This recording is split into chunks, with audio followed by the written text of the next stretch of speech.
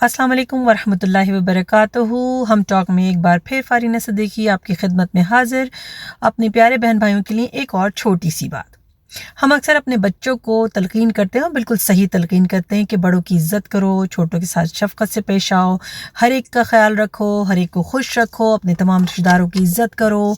जो भी बड़ा अगर कुछ कह देता है तो कोई ऐसी बात नहीं है, बुरा नहीं मानना चाहिए, वगैरह वगैरह वगैरह। कि हम अपने बच्चों को वैल्यूज़ देना चाहते हैं, उनको अच्छी चीज़ें सिखाना चाहते हैं। लेकिन एक बात, जो चीज़ हम गलत करते हैं, बहुत सारे घरों में बड़ों की बेजा ज़्यादती को सहना बच्चों के लिए लाजिम करार कर दे दिया जाता है। अगर कोई चचा हैं, फुप्पी हैं, खाला हैं, मामू हैं, कोई भी हैं, अगर बच्चों को ज़िल्लत के साथ या हकारत के साथ बात करते हैं, हम कहते हैं कोई बात नहीं, बड़े हैं, कह सकते हैं।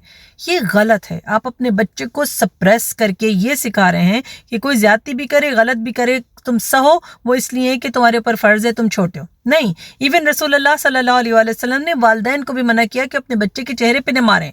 ठीक है, डिसिप्लिन है हमारी ज़िंदगी में इस्लाम का दिया हुआ। तो अगर कोई गलत कर रहा है तो आपके बच्चे को डोर मैट बनने की तरबियत हरगिज़ नहीं दें।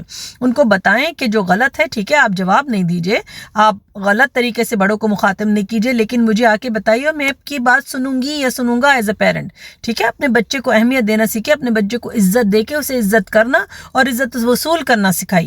ठीक है, आपके बच्चे को कोई भी अगर आके कोई गलत चीज़ बात करता है और इसी तरह आपका बच्चा उसको एक्सेप्ट करना सीख जाता है, तो उसको ये तरबियत हो जाती है कि आगे ज़िंदगी में जाके भी उसके साथ कोई भी गलत करे। बच्चियाँ इस बात की तरबियत ले लेती हैं कि सास ससुर या गलत लोग या शौहर कोई भी उन पर जुल्म करते हैं, गलत बात करते हैं, तो उनको सहना है क्योंकि वो छोटी हैं या वो इस रिश्ते में जिसमें उनको निचला दर्जा दिया गया है। तो आप अपने बच्चों को गलत चीज़ ना सिखाएं, उनको ये बताएं कि बेटा ज़्यादती आपने करनी नहीं है, बड़ों की आपने रिस्पेक्ट करनी है, इज़्ज़त और एहतराम देना है, लेकिन गलत बात आपने सहना नहीं है, क्योंकि आप इसलिए नहीं पैदा हुए। अल्लाह ताला ने आपको भी एक अपना ग़ुलाम बना के, आपको यहाँ जो अपना बंदा बना के भेजा है, तो आपको भी इज़्ज़त का और सेल्फ रिस्पेक्ट को डेवलप करने का उतना ही हक़ है जितने दूसरों का है।